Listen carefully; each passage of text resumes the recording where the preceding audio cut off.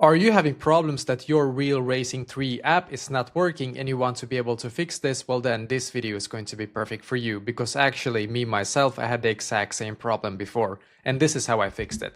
I firstly closed the Real Racing 3 app, and instead I went into the settings app on my phone. So I just went into my settings app, and in here I just scrolled down and then I clicked where it says general. So I clicked on general.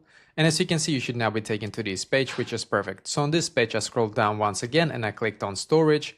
And then I just simply waited a couple of seconds for this page to completely load in here. So we're just going to wait until all of these apps are loaded. And now when it's done, we can just scroll up like this. And then we're going to click on the search bar up top.